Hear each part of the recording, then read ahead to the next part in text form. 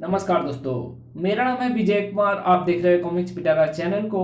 तो चलिए दोस्तों, बाकेलाल की इस हास्य और मजेदार कॉमिक्स को शुरू करते हैं, जिसका नाम है भुट्टा शैतान। आप देख सकते हैं इसका कवर पृष्ठ, जो कि कुछ इस तरह का है। ओके, तो चलिए इसकी शानदार स्टोरी को हम शुरू करते हैं। बांकेलाल को कहीं से पता चला कि सूखे तालाब में खिले सीकड़ी नामक फूल की पत्तियों का रस आंखों पर मलने से न केवल आंखों की दुर्बलता दूर होती है, बल्कि वो बाज की तरह तेज भी हो जाती है। यही है सूखा तालाब। ए घोड़े निगोड़े, रुक जा। मैं तो सोच रहा था कि पानी से भरे तालाब का नाम सूखा तालाब है, मगर ये तो सचमुच सूखा ही हुआ है। मुझे तो जोर की प्यास लगी है। अब मैं पानी कहां से पीऊंगा? घुर्र। सूखे तालाब में नाना प्रकार के फूल खिले हुए हैं। उस पुस्तक में लिखा था कि सीकड़ी का फूल सबसे ज्यादा मोटा ताजा होगा। तो फिर यही है सीकड़ी का फूल। अब मैं जल्दी से इसका रस निचोड़कर अपनी आंखों पर मलता हूँ। ये कमबख्त बाकेलाल भी बड़ा खुरापाती है। मैं तो नाम का घोड़ा हूं, मगर ये तो अक्ल का गधा है। गुर्र। अब देखो, पता नहीं क्या तिकड़म भिरा रहा है। अब देखूंगा कि मेरी आंखों पर इसका क्या असर होता है। उस पुस्तक में तो लिखा था कि सीकड़ी के प्रभाव से दिन में भी तारे दिखने लगते हैं, मगर तारे तो दिखे ही नहीं। धाड़ आ।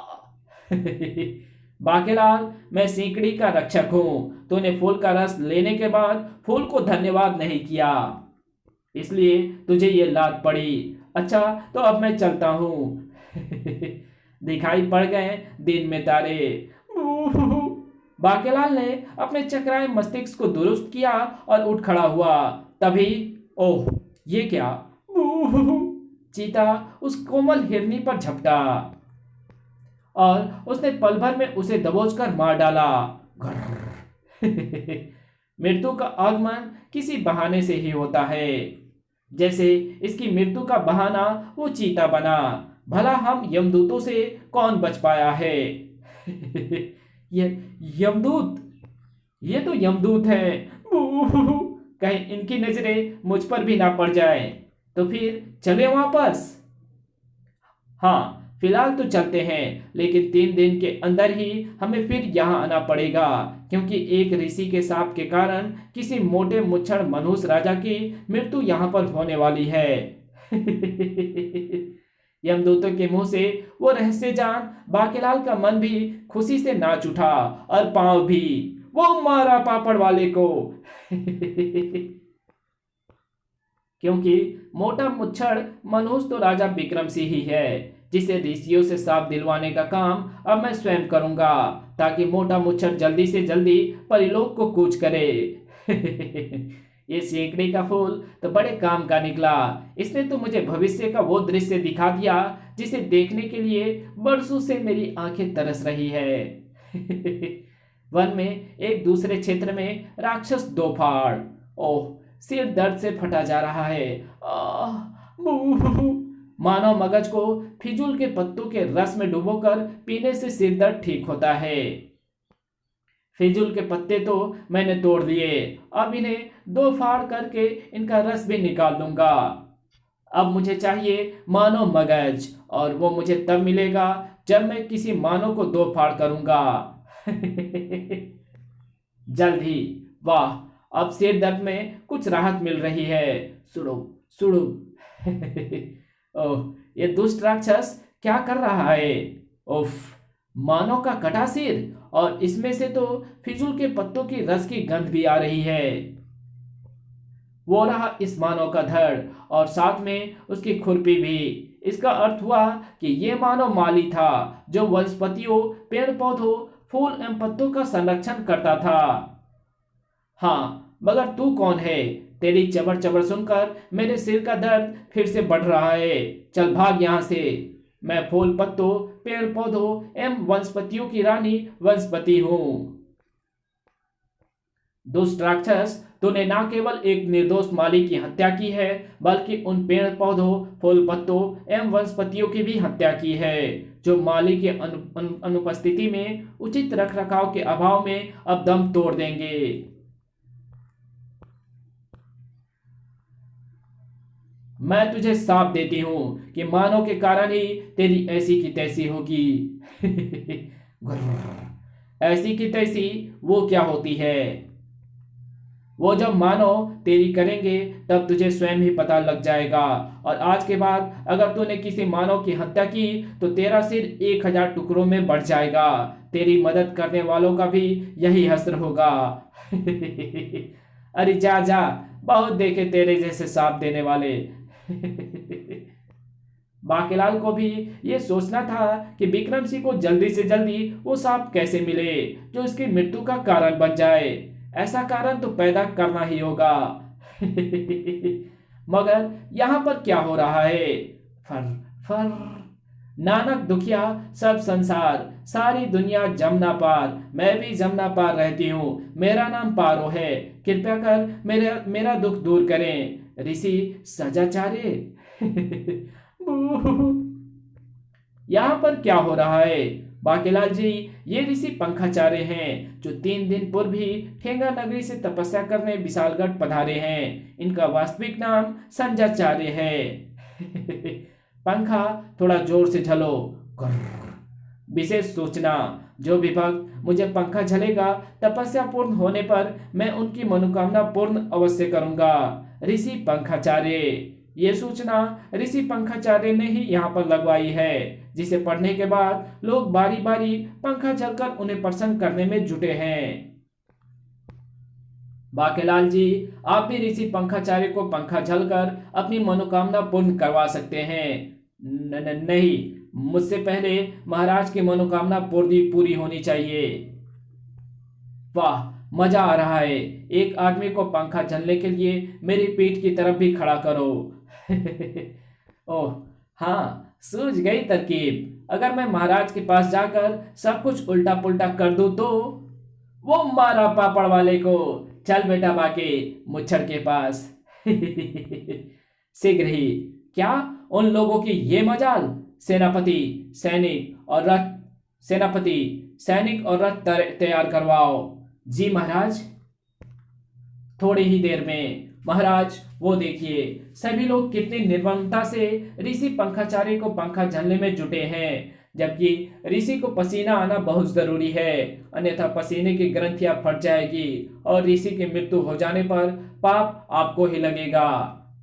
सेनापति, इस भीड़ को यहां से भगाओ। महाराज का आदेश है। चलो भागो यहां से, भागो, वरना कोड़े पड़ेंगे। सड़क।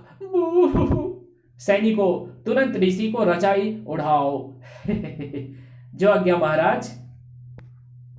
शाबाश। तंदूरची, जल्दी करो। ये सभी तंदूर ऋषि पंखाचार्य के इर्द गिर्द रख दो, ताकि इनकी गर्मी ऋषि तक आसानी से पहुंच जाए। आज तुम महल के सभी कर्मचारियों के लिए तंदूरी रोटियां यहीं बैठकर बनाना। इससे ऋषि पंखाचार्य को गर्मी भी मिल जाएगी और तुम्हारी रोटियां भी पक जाएंगी। ठीक है महाराज, जैसी आपकी आज्ञा। चलो भाई, जल्दी करो, आटा गूंथो। वो मारा पापड़ वाले को। बस जैसे ही ऋषि पंखाचार्य को भीषण गर्मी लगने आरंभ होगी, उसकी तपस्या भंग हो जाएगी और वो क्रोध में भरकर मोटे मुच्छड़ को अवश्य ही साफ दे देगा। बाकीलाल, वो देखो, ऋषि के चारों ओर से बहकर आता ढेरों पसीना। अब ऋषि के प्राण बच जाएंगे।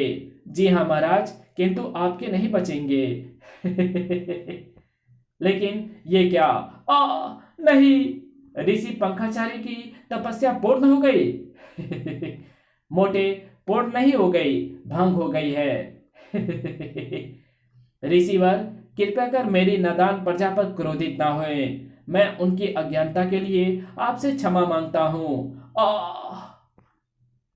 महाराज, ये कोई ऋषि नहीं बल्कि पाखंडी राक्षस है।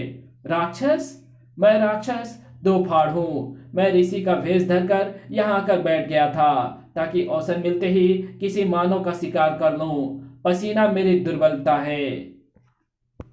इसलिए मैंने एक सूचना लिखकर यहाँ पर टांग दी थी ताकि लोग मुझे पंखा करते रहें और पंखों की ठंडी हवा से मुझे पसीना ना आ जाए।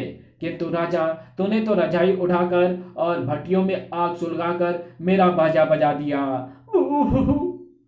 मारो मारो। रानी वनस्पति के सांप के कारण आखिर मानो ने मेरी ऐसी की तैसी कर ही दी। अब मैं नहीं बचूंगा। आ ये तो मर गया। नहीं, ये नहीं हो सकता।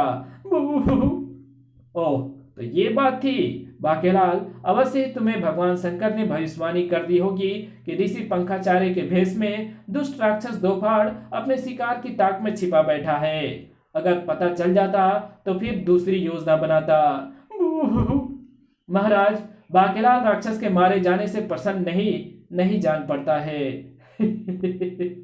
मैं तो बहुत प्रसन्न हूं। सेनापति के बच्चे, तुझे तो देख लूंगा। हाँ, अब लग रहा है कि तुम प्रसन्न हो। सैनिकों, इस दुष्ट राक्षस को ले जाकर वन में फेंक दो ताकि चील कौवे एवं अन्य मांसभक्षी जीव इसे खाकर अपनी क्षुधा शांत करें। मोटे को साफ दिलाने का कोई और जुगाड़ करना होगा। विशालगढ़ में ऋषियों की कोई कमी नहीं है। सैनिकों ने राक्षस दोफाड़ को ले जाकर वन में फेंक दिया। चलो भाइयों, अब वापस महल लौट चले। सैनिकों के जाते ही वाह, बड़ी अच्छी नींद आई थी। मृत्यु का ढोंग रचकर आखिर मैं बच तो गया, मगर पत्थरों की चोटें बहुत दर्द कर रही है। इस दर्द से छुटकारा अब मुझे एक ही स्थान पर पहुंचकर मिल सकता है, और वो स्थान है भुट्टो का खेत। जहां पर राक्षसों के राजा मेरे भुट्टा भैया भुट्टा देव को प्रसन्न करने में लगे हैं। हरी थी मन भरी थी, लाख मोती जड़ी थी, राजा जी के बाग में दोसाला ओढ़े खड़ी थी। तोड़ मोड़ जाना मकई का दाना, राजा की बेटी आई रे। फट फट फट। हे भुट्टा देव, मैं कब से मकई के खेत में बैठा तुझे फूलों की आहुतियां दे रहा हूं, प्रसन्न हो शैतान। भैया।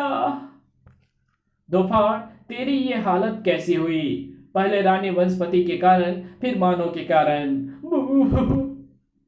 दोफाड़ भुट्टा शैतान को सारी बातें बताता चला गया। फिर वो तो अगर मैं मरने का ढोंग ना करता तो मानो मेरी और भी बुरी गत बना देते। राक्षस होकर रोता है? रो मत दोफाड़, मैं किसी को नहीं छोड़ूंगा। ठहर, पहले मैं तुझे पीसे फूलों का लेप लगा दूं, जिससे तेरा दर्द कुछ कम हो जाएगा। अरे हाँ भुट्टा भैया, रानी वनस्पति के सांप के विषय में तो मैं आपको बताना ही भूल गया। कैसा सांप? दोफाड़ ने उसे रानी वनस्पति के सांप के विषय में बताया, जिसे सुनते ही, क्या? अरे कमबख्त, तो पहले क्यों नहीं बताया? तुझे मरहम लगाकर तेरी मदद करने से मैं भी सांप के लपेटे में आ गया। अब अगर मैंने बदला लेने के लिए मानो को मारा तो मेरे भी सिर के 1000 टुकड़े हो जाएंगे। तूने तो मेरा नाश कर दिया रे दोफाड़। तो फिर होना पद क्यों हूं? कुछ तो करना ही पाऊंगा। भुट्टा देव को प्रसन्न करने के लिए अब मैं अपने आंसू की आहुति दूंगा। तो मुझे दुखी करने वाली बातें बता, जिससे कि मेरा दुख और बढ़े। मैं जितना अधिक दुखी होऊंगा उतने ही मेरे आंसू भी अधिक निकलेंगे, और उतना ही देवता भी शीघ्र प्रसन्न होंगे। ठीक है भुट्टा भैया,